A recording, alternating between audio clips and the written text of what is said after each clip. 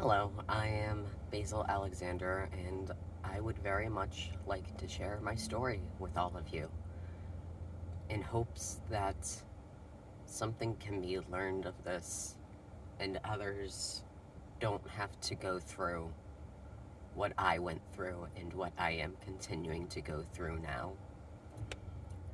2 years ago, I started seeing a psychiatrist, believing that I had bipolar disorder.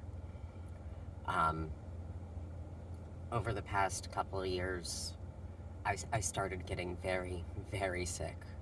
I was losing my hair in clumps. I couldn't eat. I lost 45 pounds in the time span of less than 6 months. It was all very strange, and I thought it was because of something I was doing. I thought that I did something wrong, that I was doing something wrong. The weight loss, obviously my own fault for not eating enough, despite the fact that I've been maintaining a weight of 155 my entire adult life. And then all of a sudden, I was down to 115 pounds. And none of my eating habits had changed, but I had lost the weight, and I didn't eat a lot to begin with, so I thought, hey, that was my fault. And then I started getting nauseous every single time I ate. I couldn't keep food down. I would be vomiting directly after eating even a slice of just plain bread with nothing on it. Saltine crackers, I couldn't hold it down. Which brought up my next thought. Maybe I have a gluten intolerance. Maybe I have a lactose intolerance. Maybe there's some form of food allergy I have that I just haven't caught on to yet. And things like that continued. I was seeing my primary doctor regularly. I think I saw her at least 6 to 10 times in the past 2 years before we figured out what was actually going on. Um, and then, and then I was becoming very, very easily irritated and agitated, and someone saying the smallest thing to me could trigger me and make me just angry and snapping on people, which has never been who I am as a person. And I didn't even realize it. I didn't realize that there was something going on with me in regards to at least my behavior and mental health. So I talked to my primary doctor, I talked to my psychiatrist, talked to my therapist. I continued taking my medications as prescribed. I made sure to do every single thing that the doctors recommended. I made sure to do every single thing that I was supposed to be doing. In August of 2020, I had a seizure. I have never had a history of seizures before. And it was very strange because I wasn't conscious, but I could remember everything that was in like this dream-like state I was in.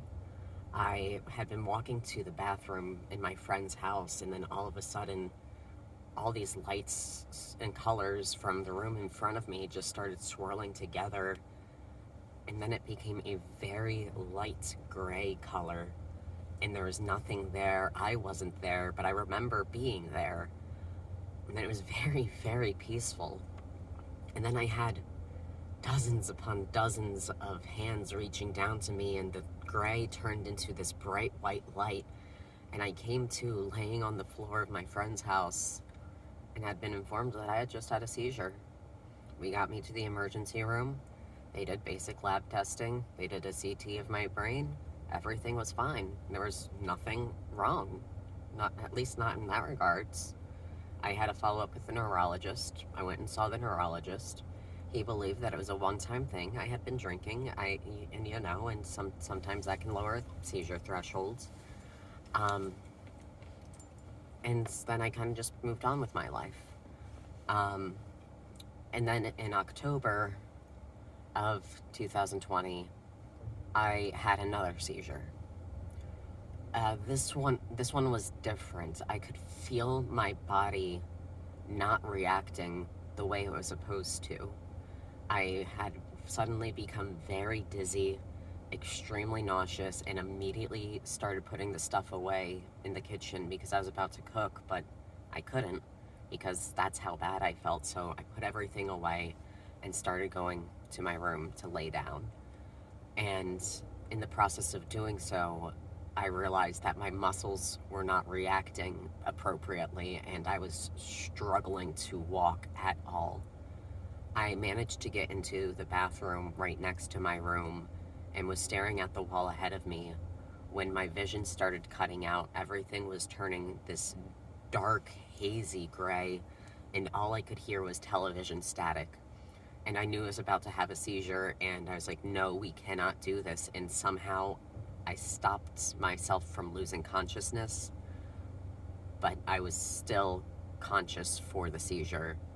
I eventually got myself up off the bathroom floor, somehow made it into my room, collapsed on the bed, and did not move for the next 16 hours.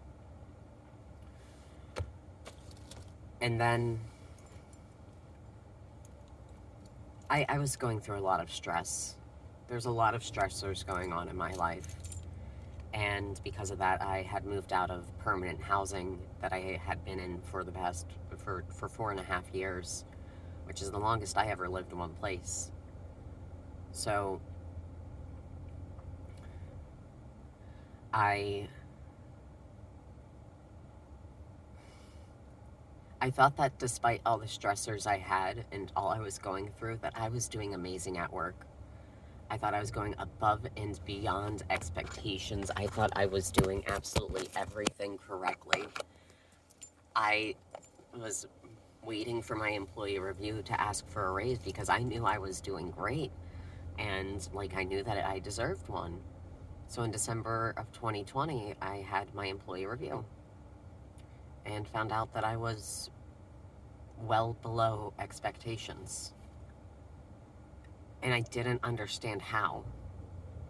I was like, I'm doing everything right. Based on my memory, I'm doing everything right. I'm doing everything I'm supposed to at work. I'm doing really, really great. And I wasn't, and I didn't realize it. That employee review was an eye-opener for me, and it made me think, crap, something's not right. And I thought it was mental health. I was like, something's wrong with my mental health. There is something seriously wrong, something going on here. And I was like, okay, I'm 24 years old. I am smack dab in the middle of the age range to be developing schizophrenia.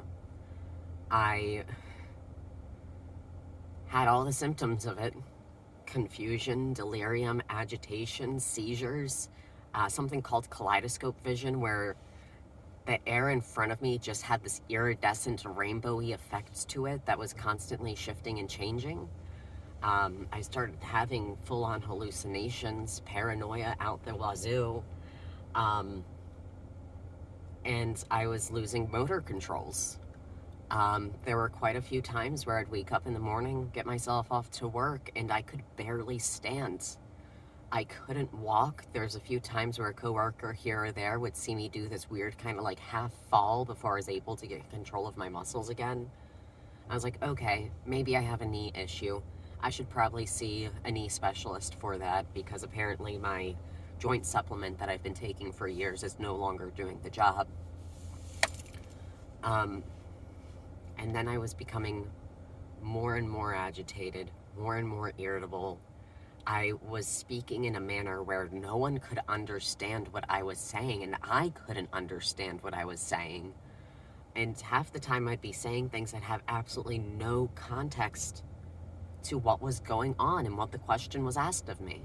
I couldn't answer a question directly. I was stuttering so badly that my coworkers would give me 10 seconds about to try and figure out the word before they hopped in and gave me the word for me, because I couldn't speak. I could no longer do simple math equations.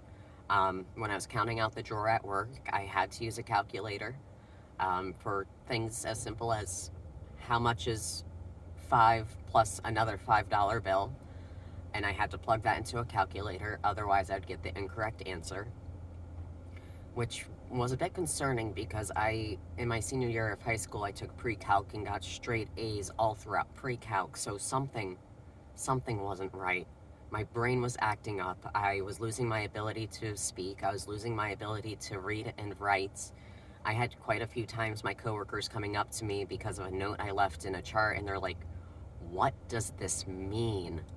I was like, "I'm so sorry, let me try and figure it out." And I'd go and try to figure it out, but I just couldn't. I could no longer read, I could no longer write. I'd lost my ability to do math. I could barely speak. I was barely able to move. When I woke up every morning, I used to use a weighted blanket, and I was so weak in the mornings that I couldn't even lift the blanket off of myself. And even if I was able to, I couldn't sit up on my own. It would take me 10 to 15 minutes just to get into a kind of leaned back sitting position, and then longer for me to sit up fully, longer to finally stand up and get to the bathroom or wherever I needed to go. Um, and then and then my cat started getting sick. This was February 11th of 2021. I took my cat into the vet just for a routine wellness exam. She had some feline chin acne, but otherwise clean bill of health. We ran labs. She's only 4.5 years old, but I like to run labs every year anyways. And everything came back normal, clean bill of health. Later that night, she started acting a little strange. I was like, okay, trip to the vet, no big deal. And then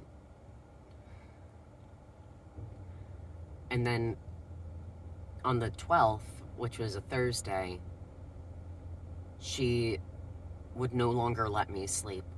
Every single time I closed my eyes, she was on top of me, screaming and yowling, and I had no idea why. I was like, what is wrong with my cat? So I had her back at the vet. By Friday, she had completely stopped eating, still wasn't letting me sleep at all. I had her hospitalized, and because she was hospitalized, I couldn't sleep because my little baby angel was hospitalized. And they got her stable, and I picked her up on Saturday, and Saturday night, she still wouldn't let me sleep. Saturday night, she still wouldn't eat. Sunday, she still wouldn't eat. Sunday, she still wouldn't let me sleep. So we get to Monday, I do my shift in the morning, and then Elephant is still not being herself. Something's still wrong. So I bring her into the vet once again for the fourth time in less than a week.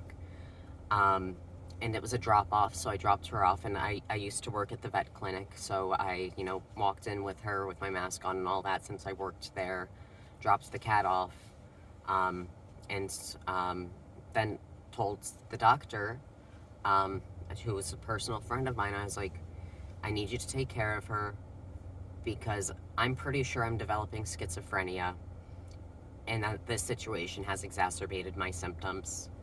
So I'm going to go to Hampton Behavioral Health Center and get myself checked in for inpatient psychiatric care. I need to be stabilized. I need help right now. And she understood. She took care of everything. I left my aunt's phone number with her because she would be the one taking care of her while I was gone. And I got to Hampton Behavioral Health Center. They were no longer doing direct admissions because of COVID. Everyone needed to be medically cleared first. They transported me via ambulance to the hospital and to the emergency department to get medically cleared first. I was waiting to speak with the doctor, and emergency rooms work slow. If you're not actively dying, they're not working fast. There are others that are much, much more in need of their care than basically where I was. Where I thought I was having a psych issue. I was safe in a hospital bed. I was okay to wait. And I started to fall asleep in the emergency room after being awake for 4 days straight. And I was starting to fall asleep, and I thought to myself, don't fall asleep. You're not going to wake up from this. And what I thought that meant was that I was going to have a psychiatric full psychotic break, and I just wouldn't be physically present or mentally present. I didn't think anything else of it. About 10 or 15 minutes passed before the ER doc came around after I'd fallen asleep, and she startled me awake. When I woke up after being asleep for only 10 to 15 minutes. I didn't know who I was, where I was, or why I was there. I remember the doctor asking me all these questions, and I just didn't have the answers for it. She asked me where I was. I was like, based on your shirt, Virtua probably, but I'm not 100% certain on that. She asked me my name. I couldn't tell her that. She asked me my date of birth. I couldn't tell her that. She asked me why I was there. Definitely couldn't tell her that. And she walked away saying, I'm going to give you a few minutes and see if you remember more when I come back around. About 10 minutes after being awake, it was just like a snap. And I was suddenly back in reality. And I suddenly knew what was going on. I knew who I was, where I was, and why I was there. Doctor comes back around, and she goes from a person that's half laid on their side like this, answering questions like this, to someone like this that is fully aware of what's going on around them, who they are, and all of the details leading up to why they came into the hospital to begin with. The doctor seemed a bit confused, which I didn't put any thought into. I mean, I told her straight up, I was like, my primary doctor, my psychiatrist, my therapist, we all think that I'm developing schizophrenia. I'm like, I'm smack dab in the age range with a very, very intensive history of mental illness in the family.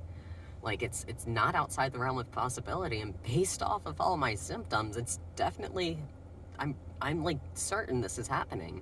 I told her that I was trying to sign up with the PERC program through Pennsylvania University, which is an early intervention program for young adults showcasing early signs and symptoms of developing a psychotic disorder. I was doing everything I was supposed to. So she gets me set up with the telepsych doctor and to speak with them to see if I can be psychiatrically cleared and what their recommendation is for how I should be treated. Should I be inpatient? Should I be outpatient? To what extent of therapies and medications were going to be needed. I waited a little bit longer after that, and I refused to fall back asleep after that because I didn't exactly like the way I woke up. So I stayed awake. I spoke with the psych doctor, told him what was going on. I was never a threat to anyone else. I was never a threat to myself. This was simply a guy over here who realizes that they're disconnected from reality, that knows they're losing their mind, that they know they're going insane. They've known for months that they're losing their mind and that they're going insane. And so, that's one of the worst parts is, like, it's one thing to suddenly have a psychotic break. It's another thing for it to happen so slowly that you know that you're not part of reality, that you are slipping, and you know you're slipping, and you can't trust your own thoughts, you can't trust your own memories, you can't even trust what other people are saying, because when you think back on that memory, it may not have ever been true. But the psych doctor cleared me psychiatrically. I wasn't a threat to myself or others. He recommended an outpatient program, and after a few minutes of being off the call with him, I was rolled into a hospital room, and it was taken off the psych 1-to-1, which is what they do. They have a nursing aide sit with you and just you to keep an eye on you while you're on the psych protocol to make sure you don't hurt yourself and make sure you don't hurt anyone else. So I was taken off. I was put into the hospital room. Not even a minute passes that I'm rolled into that hospital room. The ER doctor walks in. She looks at the 1-to-1. She's like, you're free to go. Psych protocol is over. 1-to-1 gets up and leaves, and the doctor turns to me and she says, did you overdose on your lithium? No, I did not overdose on my lithium. Okay. Did you accidentally take more than you are supposed to? I know you've been having these symptoms of confusion and delirium. No, I use a med organizer. That way I can make sure I'm taking the appropriate amount of medications at each specific time of the day. Did you take your lithium? What dose and how often do you take your lithium? 150 milligrams twice a day. But to be honest with you, for the past 6 months, I've only been taking it once a day at night. I just haven't had the energy to wake up early enough in the mornings to be able to take my morning medications. When was the last time you had your lithium levels checked? That would have been a month after I started the medication. Okay. And when did you start the medication? 2 years ago? Yeah, just about 2 years ago. Did you take your lithium tonight before you came in? No, I take it right before I go to bed, and I wasn't going to bed tonight. Okay. You have severe lithium toxicity, and you need to be medically admitted now. My psychiatrist that I started seeing 2 years ago thought I was bipolar based on a previous doctor's diagnosis. So he started playing around with meds, as that's just how it works when trying to figure out psych meds. I couldn't be on Lamictal, which is a mood stabilizer, because when I was 16 I had a very bad reaction to it. He then decides to start me on Depakote. I'm on Depakote for less than 3 days, and I start having extreme GI problems, as well as my mood plummeting to complete hopelessness. We take me off that medication. Finally, he's like, let's try the lithium. The cool thing about the lithium is that we can tell by blood work if it's working, because it has a therapeutic range in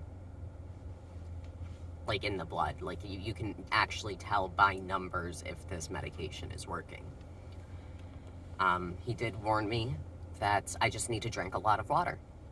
He's like, oh, it's a salt, so just make sure you drink a lot of water, otherwise it could potentially cause kidney problems. I was like, all right, I drink a lot of water as it is, no big deal.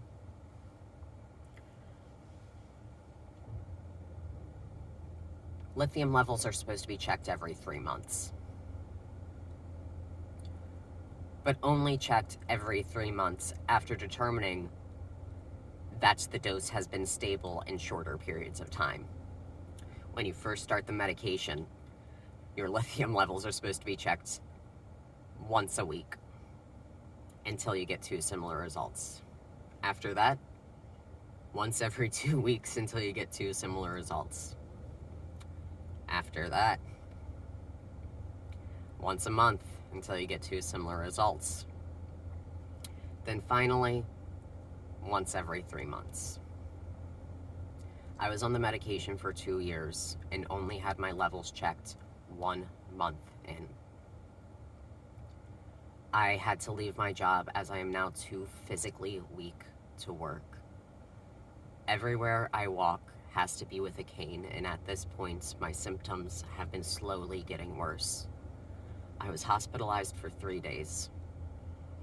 There is no antidote to lithium poisoning. They just flush your system with saline fluids and hope you don't die in the meantime. The therapeutic range for lithium is 0.6 to 1.2. Anything 1.5 and above is toxic. 2.0 and above, severe toxicity. 3.0 and above, lethal, medical emergency, get help now. My level upon admittance to the hospital was 3.74. I was on the medication for 2 years, and it was slowly poisoning me due to my doctor not properly monitoring my lab work like he was supposed to. And now,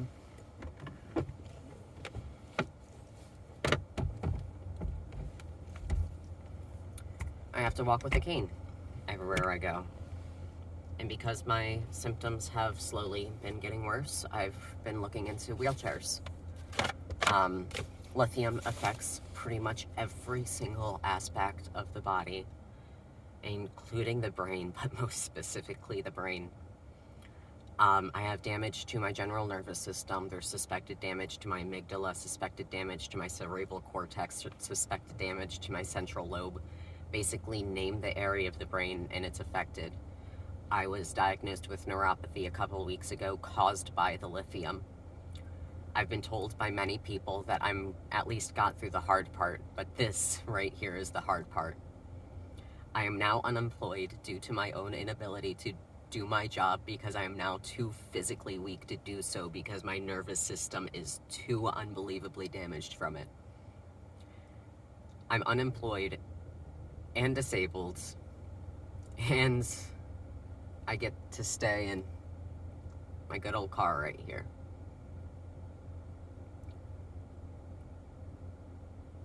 I'm currently fighting with the state in regards to getting any sort of state-funded assistance because I went through a legal name change a few years ago and it really messed up everything. I have to do everything in person and I have to have every single piece of documentation proving that I am who I am. Unfortunately, the only piece of documentation I have at this time is my driver's license, because I have to wait 2 weeks for the certified legal name change order to come in the mail, at which point I then have to take that down to the Social Security office and request they mail me a Social Security card, at which point I then need to apply for, after I get that Social Security card, I need to go to the Board of Social Services and apply for EBT or SNAP benefits, food stamps for others that are not aware. And once I get approved for that, which can take another couple weeks, I will then qualify for emergency housing. Emergency housing is short term.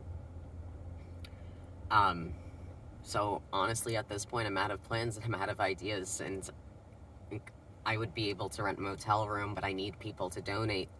I've got nothing right now. My best friend, my little cat, she's staying with my aunt because I can't have her living in my car.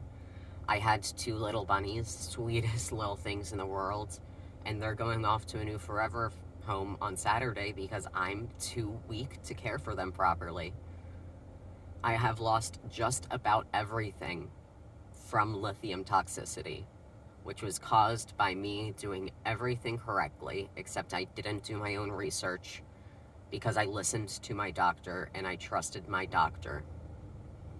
And if there's anything to be learned from this, do your own research and make sure you're getting your labs monitored properly, because otherwise you'll be 24 years old walking with a cane for the rest of your life and unable to do anything unsupervised, unable to bathe yourself, unable to clothe yourself, all because you listened to your doctor.